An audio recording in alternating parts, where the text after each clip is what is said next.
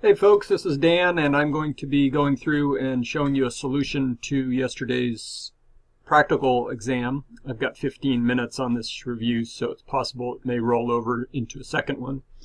And partly I wanted to do this because I realized that a number of you struggled on parts of this and wanted to kind of show you maybe some of the ways that you might have gotten around those problems.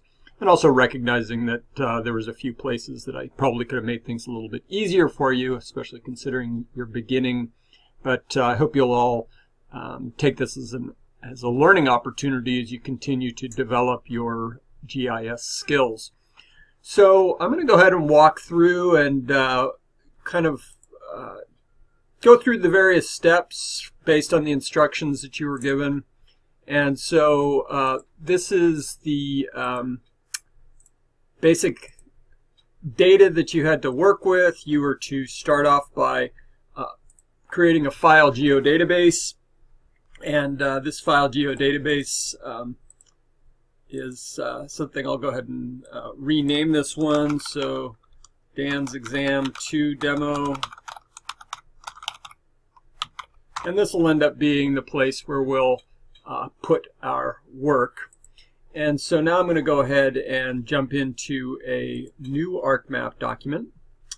And from this new ArcMap document, let's see if I can get this centered a little bit better so that you guys can see this on the screen. There we go.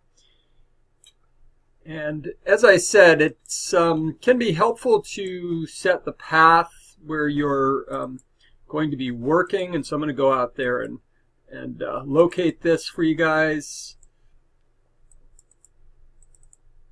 Okay, so there's where I want to end up sending things out, so that's good. And this same path, let's see if I can copy this same path, is something that I'll set in my environments section under geoprocessing. And again, just by doing so, create a situation where, well, there you go, it automatically set it up when I set that as the default geodatabase. All right, so let's open up our area here where we're working, and I'm just mapped to the Z drive, so I'll just path myself down to where this data is located.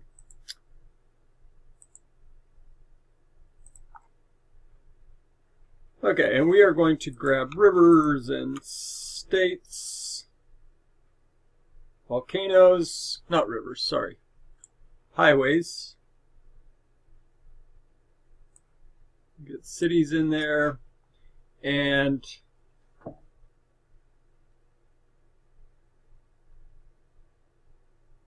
yes, interstates you found underneath.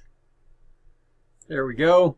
And I want to make sure that I'm able to clearly distinguish between the features here, so I'm going to make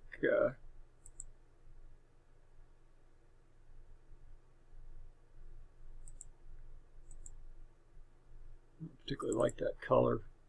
It's a little washed out. I don't know if I'm ultimately going to keep these colors, but I just wanted to make sure that I was going to able to clearly see things. Now, one of the things that made things maybe a little difficult on some of you is the sheer volume of data, the number of points available. But the first thing you were to do is to create your own feature class of the lower 48 states. That means that we're excluding Hawaii and Alaska. And there's a number of different ways that we could do this. The simplest is to simply use the interactive selection tool to grab the states that I want to keep. And notice that it selects everything because I have cities, interstates, volcanoes all set to be selected. And that's not necessarily a problem in this case. Once I've selected the states of interest, I can export this, and this should drop right into our geodatabase, which it does. And I will repeat that you should always change these names as you're creating them.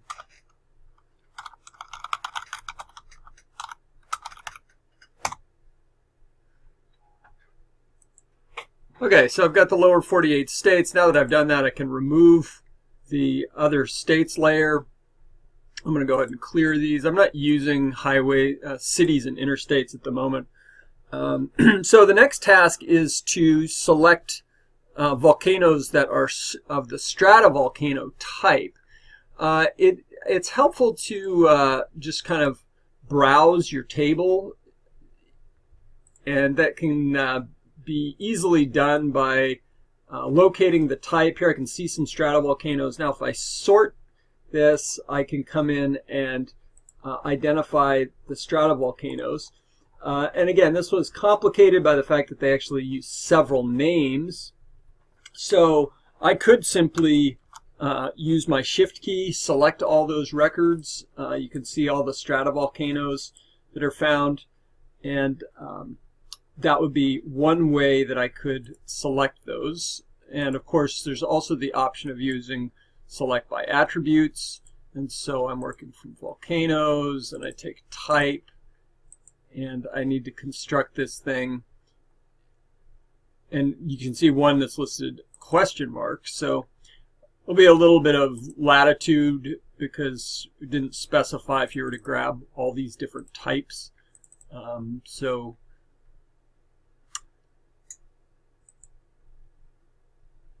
get the last one here. And so as you're watching along here, you might ask yourself if it looks like this is constructed correctly. And you might detect a possible error. And indeed, it looks like that just bombed without even giving me an error. And the reason is because this needs to be an OR, because it's not going to be able to have both of those values. It can only store one value for each point. And so if we run this guy, now we get a selection set of the stratovolcanoes, and of course we want the ones just in the lower 48 states. So I could again use select, this time by location, and say select features from, and in this case I'm going to want to select from the currently selected features, and we want to get the number that occurs here. So currently selected features of volcanoes that fall in the lower 48 states, and let's see, select features from that are in the lower 48 states, and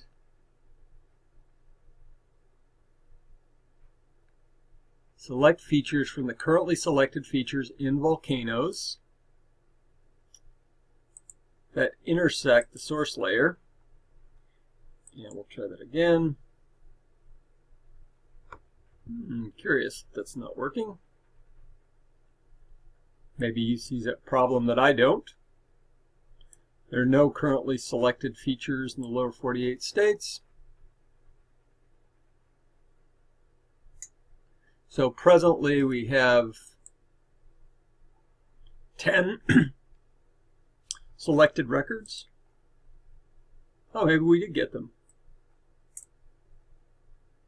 Oh, I see what's going on. I think that I may still have some other features selected. Let's see if these points are selected. Let's go ahead and we should be able to see by turning those off and on. Yeah, there we go. Oh, that's odd. It wasn't refreshing. Anyways, there's your 10, and again, if you only did, you might have gotten 9 if you only did stratovolcano as your name. And now, of course, we can pick up the states that they're in, and so we could come in and say, for example, select by location, and we could say select the features from, and again, you're directing it at what you want to select, and now we're going to get those that intersect the selected features here. There they are. Next step is to add a field to the table. And so what we're going to do now is we're going to add a new field. And per the instructions, you're going to add this as a text type, length 2, and you're going to call it volcano hazard.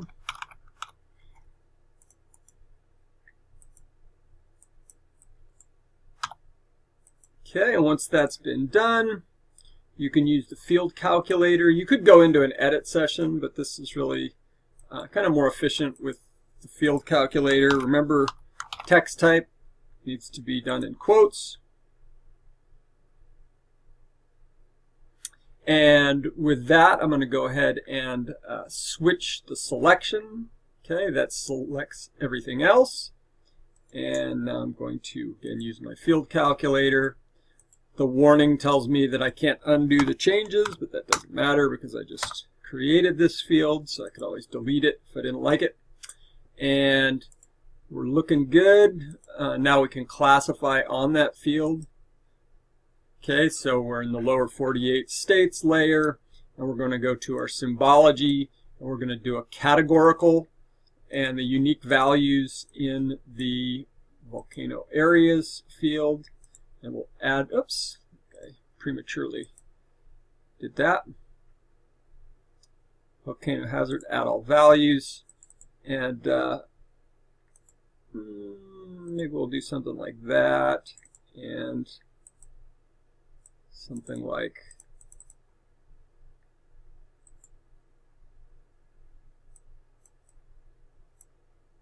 maybe something like that.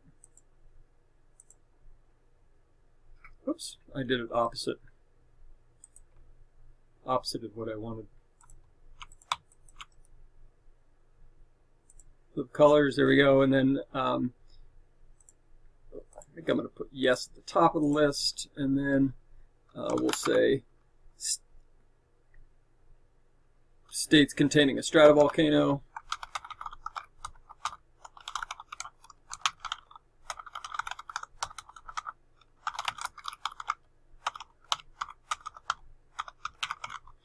Again, you'll notice that the label field I can edit, even though the value in the field is still Y and N.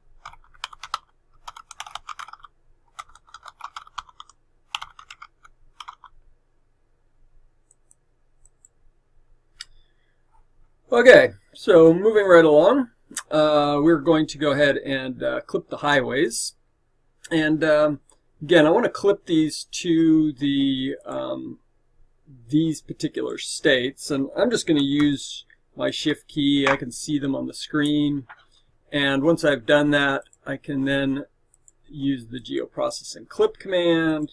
The input is what I want to clip, in this case the interstates. The clip feature is the polygon layer, and it will use the selected features to do this. And sure, we'll call this interstates clipped. Okay, some parameters that we can set if we wanted to. You see the clip operation moving down below. And now we have clipped roads. Okay, next up we are going to buffer our volcanoes. So we can use the geoprocessing command with the input of, and in this case we'll just be doing all of the volcanoes. If we were only, actually, you know what, I do want to only get the stratovolcanoes. So again, multiple ways that we could have done this operation, but let's go ahead and select our stratovolcanoes again. I've already got this set up. Okay, added something in there, give you an error. Stratovolcano or stratovolcanoes or, oh, two versions of the type field. We don't want that. Okay, there we go. So there's our stratovolcanoes again. And let's go ahead and run the buffer. It should do it on the selected features only. Okay, so this will be our buffer field, and we're doing 50 kilometers. And I like to always use this dissolve option. And we'll crunch away. And this will be the last step in this first video because I'm going to run out of time on my 15-minute limit. And stay tuned. We'll be back with the classifying and labeling and creating our output map.